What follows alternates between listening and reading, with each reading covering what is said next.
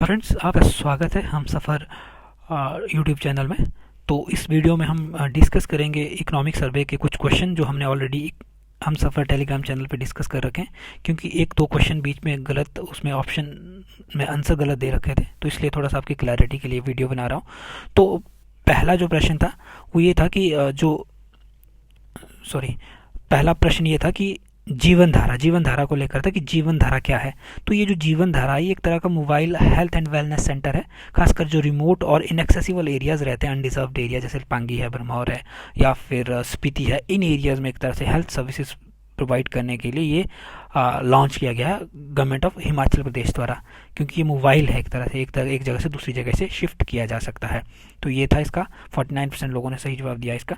तो नेक्स्ट था, क्योंकि टूरिज्म को लेकर कि टूरिज्म कितना गिरा इसकी वजह से, कोविड की वजह से। तो कोविड की वजह से जो टोटल हमारा लॉकडाउन लगा था, तो सबसे जो ज़्यादा प्रभावित सेक्टर था हिमाचल का, हिमाचल क्या पूरे through out the world tourism he sector ऐसा था जो काफ़ी प्रभावित हुआ। तो इसका टोटल गिरावट कितनी देखी गई थी इसमें, इसकी स्टेट में? तो इसका जो सही जवाब है 81.33%। ठीक है। इसके बाद नेक्स्ट जो क्वेश्चन था, फिजिकल डेफिसिट ऑफ एचपी कितना एस्टिमेट किया गया था 2020-21 के लिए? तो मैंने इसका आंसर जो फ्रेम किया था 6.5%, लेकिन इसका जो सही जवाब था वो था 4.5 रहा है हमारा राजकोषीय घाटा 2020-21 में। और जो 6.5% था ये था 2019-20 में, 2019-20 के लिए था ये 6.5%। ठीक है। और इसके बाद जो नेक्स्ट क्वेश्चन था कि जो सीपीआई कंज्यूमर के लिए कितना था हिमाचल प्रदेश में अप्रैल से लेके दिसंबर तक? तो ये था 5.3%। ठीक है। नेक्स्ट क्वेश्चन था कि जो micro small and medium enterprises है वो कितना परसेंटेज है उनका टोटल इंडस्ट्रियल सेक्टर में? देखिए हिमाचल में 99% एमएसएमई है टोटल इंडस्ट्रियल सेक्टर का। ठीक है। तो इसके बाद जो नेक्स्ट क्वेश्चन था कि द इकॉनमी ऑफ स्टेट, जो हिमाचल प्रदेश की इकॉनमी है, कितना एस्टिमेट किया गया है इसको कि ये गिरेगी 2020-21 के फाइनेंशियल ईयर में, क्योंकि आंकड़े दिसंबर तक के ही होते हैं इसलिए एस्टिमेट किया जाता है। तो इसका जो सही जवाब था 2020-21 में कितनी गिरनी है हिमाचल की इकॉनमी, तो ये था 6.2% की गिरावट हिमाचल इकॉनमी में देखी गई है। ठीक है। उसके बाद जो नेक्स्ट क्वेश्चन था कि इनमें से कौन सी स्कीम महिला को एक तरह से एम्पावर करने के लिए, स्पेसिफिकली महिला को एम्पावर करने के लिए डिज़ाइन की गई है? तो इसका सही जवाब था मुख्यमंत्री एक बीघा योजना, क्योंकि जो मुख्यमंत्री एक बीघा योजना है इसके थ्रू इसमें महिलाओं को मनरेगा के थ्रू एक तरह से एम्प्लॉयमेंट जनरेट करने की इसमें बात हुई है। ठीक है। तो इसके बाद, हाँ, इसके बाद कुछ डिस्क्रिप्टिव क्वेश्चन भी थे, क्योंकि जब आप इकोनॉमिक सर्वे हम पढ़ते हैं तो हमें ये चाहिए कि हम साथ साथ मेंस के लिए भी पढ़ें, क्योंकि मेन में भी इकोनॉमिक सर्वे से क्वेश्चन निकलते हैं, खासकर जीएस 3 में।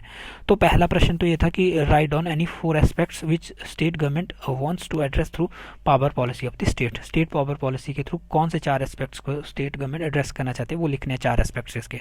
और दूसरा था कि कोविड की, चलिए खैर पहला क्वेश्चन पहले कर लेते हैं।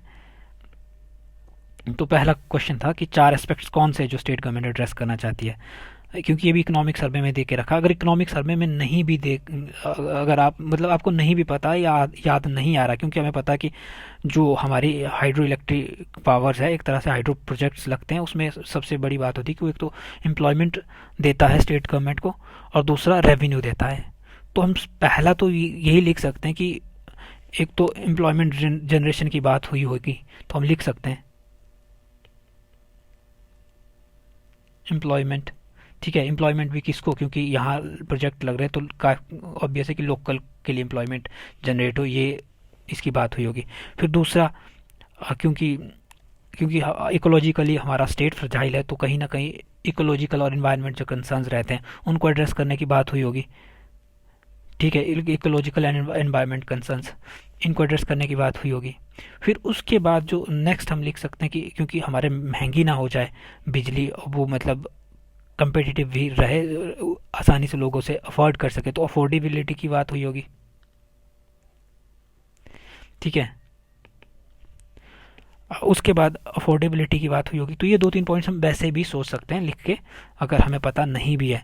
अदरवाइज यहाँ दे के भी रखा है, देखिए power policy of the state attempts to address capacity addition, एक तो हमने कैपेसिटी बढ़ानी है, एडिशन होना, एनर्जी सिक्योरिटी बनी रहे हमारी, फिर है ना availability of power, power available, affordability हो, ठीक है, एनवायरमेंट कंसर्न्स हो को एड्रेस करना है, और assured employment to local people of Himachal Pradesh. तो ये हो गया, ठीक है। फिर दूसरा प्रश्न था briefly highlight the impact of covid on tourism industry, क्योंकि यहाँ से भी हमें सीधा ही पता है कि टूरिज्म एक तो एम्प्लॉयमेंट देता है, दूसरा ये रेवेन्यू देता है गवर्नमेंट को। तो ऑब्वियस है अगर टूरिज्म का सबसे बड़ा इम्पैक्ट होगा तो हम पहला तो सीधा ही लिख सकते हैं कि loss of employment, loss of employment, और दूसरा हम लिख सकते हैं कि लॉस ऑफ रेवेन्यू, ठीक है। और तीसरा हम लिख सकते हैं क्योंकि इन सबसे ट्रेड एक्टिविटी जुड़ी हुई है, क्योंकि होटल में जब इतना सारे टूरिस्ट आते हैं हमारे, तो कहीं ना कहीं डिमांड बढ़ती है एक तरह से चीज़ों की, तो लोकल प्रोडक्ट्स भी बिकते हैं यहाँ पे। तो कहीं ना कहीं हम ये तीसरा पॉइंट ही लिख सकते हैं कि जो ट्रेड अपॉर्चुनिटी है वो वीक हुई, ठीक है, वीकेंड ट्रेड अपॉर्चुनिटीज़ वीकन हो गई। तो इस तरह से हम लिख सकते हैं 2-3 पॉइंट्स, क्योंकि लॉस ऑफ रेवेन्यू तो होना ही था, एम्प्लॉयमेंट, क्योंकि जब टूरिस्ट इनफ्लो नहीं हो रहा तो अननेसेसरी स्टाफ को क्यों ऑक्यूपाई रखेंगे बिजनेसमैन जो होटल इंडस्ट्री से जुड़े हैं, क्योंकि ट्रांसपोर्टेशन सेक्टर से जुड़े जो लोग हैं उनको अगर टूरिस्ट नहीं आ रहे तो उनको, अगर किसी को ड्राइवर रखा था किसी मान लीजिए, तो उनको निकाल दिया गया, या फिर कोई होटल इंडस्ट्री से जुड़े तो उनको निकालना पड़ा, ठीक है, क्योंकि लोकल प्रोडक्ट्स भी बिकते थे यहाँ पे, तो कहीं ना कहीं एक अच्छा दाम मिलता था, जो ट्रेड वो भी कहीं ना कहीं वीकन हो। तो इस तरह से 2-3 पॉइंट इसमें लिखे जा सकते थे। फिर उसके बाद था what steps have been taken by the government of Himachal Pradesh for welfare of the women in the state. तो ये वुमेन महिलाओं के लिए क्या स्टेप हिमाचल की गवर्नमेंट ने लिए हैं, इस पे क्वेश्चन था। तो इसमें भी क्योंकि इकोनॉमिक सर में बहुत सारी स्कीम दे के रखी है, आप यहीं से इसे कर सकते थे, क्योंकि 8 नंबर के लिए तो यहाँ पे कंक्लूजन और इंट्रोडक्शन और कंक्लूजन मस्ट है। अदरवाइज जो 4 नंबर के वहाँ चाहे तो आप 1 नंबर की इंट्रोडक्शन लिख सकते हैं, अगर नहीं भी लिखेंगे तब भी कोई दिक्कत नहीं रहेगी। तो तीसरा क्वेश्चन था, तो इसमें भी देखिए यहाँ दे रखा है जो टूरिज्म का, यहाँ टूरिज्म को लेकर भी था और इसको लेकर भी दिया था। अब इसमें क्या था कि आपने स्टेट गवर्नमेंट की पॉलिसीज को मेंशन कर सकते थे, जैसे एक तो मुख्यमंत्री 1 बीघा योजना, इसी की बात कर सकते थे कि इसमें एम्प्लॉयमेंट दिया जाना मनरेगा के थ्रू महिलाओं को, ताकि रूरल इकोनॉमी को भी बूस्ट करे।